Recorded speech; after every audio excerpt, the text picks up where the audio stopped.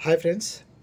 మనందరిలో కొన్ని సందేహాలు ఉంటాయి. అంటే నేను మెయిన్ ఈ వీడియో చేయడం దేనికోసం అంటే ఇప్పుడు ఈ రోజుల్లో మీరు రియల్ ఎస్టేట్ భూమి ఎలా ఉంది అన్నది మనం ప్రత్యేకంగా చెప్పక్కర్లేదు. అంటే డౌన్‌ఫాల్స్ ఉండొచ్చు. But still the value of the land is evergreen. Like if you invest one time May down, but in the long term perspective definitely the value will be high. So ఇక్కడ మనం కాకపోతే కొంతమంది దగ్గర కొంత amount ఉందనుకుందాం. ఒక 50 lakhs are 1 crore ఉందనుకుందాం. ఉన్నప్పుడు వాళ్ళు మాకు ఫ్లాట్ అంటే ఒక ల్యాండ్ పోర్షన్ బెస్టా ఆర్ బిల్డింగ్ పోర్షన్ బెస్టా ఆర్ కంప్లీట్ బిల్డింగ్ బెస్టా అన్నది కొంచెం వాళ్ళకి డౌట్ ఉంటుంది. సో ఇది నా ఎక్స్పీరియన్స్‌లో నాకు తెలిసిన వాటిల్లో నేను చూసిన కేసెస్ ప్రకారం ఆహ్, ఆహ్, నేను కొంచెం దీనికి సజెషన్ ఇవ్వడానికి ట్రై చేస్తాను. If it is feasible you can accept it. Okay. First of all నా ఫస్ట్ ప్రయారిటీ అయితే మీకు ఓన్ ల్యాండ్ గానీ కొనగలిగే స్తోమత ఉంటే ఓన్ ల్యాండ్ కొనుక్కోండి. ఓన్ ల్యాండ్ కొని దాని మీద మీరు ఒక బిల్డింగ్ కన్‌స్ట్రక్ట్ చేసుకోండి. హ్యాపీలీ మీకు రెంట్స్ వస్తాయి. మీరు ఒక పోర్షన్ ఉండి మిగతా పోర్షన్స్ అన్నీ మిగతా ఆ పోర్షన్స్ అన్నీ కూడా వేరే వాళ్ళకి రెంట్స్‌కి ఇస్తే మీకు మంచి రెంటల్ ఇన్‌కమ్ వస్తుంది.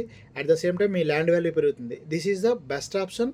And moreover the persons who have capable funds for this. And నాకు అంత డబ్బులు లేవు, బట్ నాకు ఒక సొంత ఇల్లు కావాలి.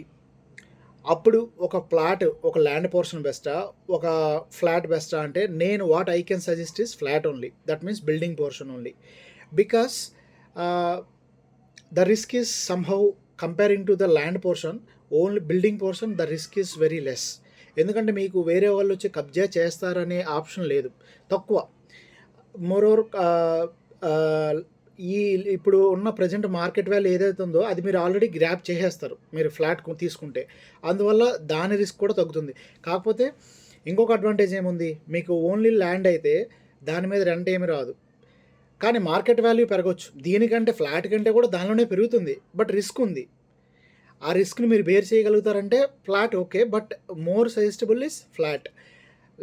బిల్డింగ్ పోర్షన్‌లో ఏమవుతది, కానీ మీరు ఇంకొకటేంటంటే దీనిలో కన్సిడర్ చేయాల్సింది, అది మరి బిల్డింగ్ ఎళ్తే ఒక 20 years అవతలకి పాతదయిపోద్ది కదా! దాని వాల్యూ ఏం పడిపోతుంది కదా అని. కానీ దాని అన్‌డివైడెడ్ షేర్, దాని ల్యాండ్ వాల్యూ మీకొస్తుంది. మీరు అప్పుడు ఆ 20 సంవత్సరాలకి మీరు కొన్న మీరు అప్పుడు ల్యాండ్ కొన్నప్పుడు ఎంతుందో దానికి 3 రెట్లైనా అట్‌లీస్ట్ పెరుగుతది. సో దానివల్ల నేను అది సెకండ్ ప్రయారిటీ ఇస్తున్నాను. సో అది సెకండ్ ప్రయారిటీ. ఇంకా లేదు నా కాడ ఇంకా దీనికి పెట్టగలిగే స్తోమత ఉంది, దానికి ఉందనుకుంటే అప్పుడు మీకు లేదు, ఇంకా ఫ్లాట్ అంటే ల్యాండ్ పోర్షన్‌లో మీకు ఎక్కడైనా దానిలో రిస్క్ లేదు. అది ఒక అప్రూవ్డ్ లేఅవుట్స్ ఆర్ అలాంటి సిట్యుయేషన్‌లో మనం దానికి కూడా వెళ్ళవచ్చు. అంటే ఇక్కడ ఏందంటే రిస్క్ పోర్షన్, మన దగ్గర ఉండే లిక్విడిటీ ఫండ్స్, ఇలాంటివన్నీ ఈ ఫ్యాక్టర్స్ అన్నీ కూడా మనం కన్సిడరేషన్‌లోకి తీసుకోవాలి. మోరోవర్ మనం కంప్లీట్‌గా ఈ రియల్ ఎస్టేట్ వాటిల మీద పెట్టినా కూడా మీకు రిస్కే. ఎందుకంటే ఇవి ఇల్లిక్విడ్ అసెట్స్. మీరు ఇమ్మీడియేట్‌గా లిక్విడ్‌లో కన్వర్ట్ చేయాలంటే ఇమ్మీడియేట్‌గా బయర్ దొరకకపోవచ్చు. లేదా బయర్ క్యాష్‌లో అంత క్యాష్ ఇవ్వలేకపోవచ్చు. అంత చెక్కి లీగలైజ్డ్‌గా అతను చెక్ ఇచ్చి కూడా తీసుకోలేకపోవచ్చు. కాబట్టి ఈ లిక్విడిటీ రిస్క్ ఉంది కాబట్టి మనం మార్కెట్ రిస్క్ కూడా చూసుకొని, లిక్విడిటీ రిస్క్ చూసుకొని ఈ రెండిటిని బ్యారేజ్ వేసుకొని మాత్రమే మనం ఒక డెసిషన్‌కి రావాలి. సో దాన్ని బట్టి నేను ఇచ్చిన ఆర్డర్ అయితే వాటి ప్రకారం.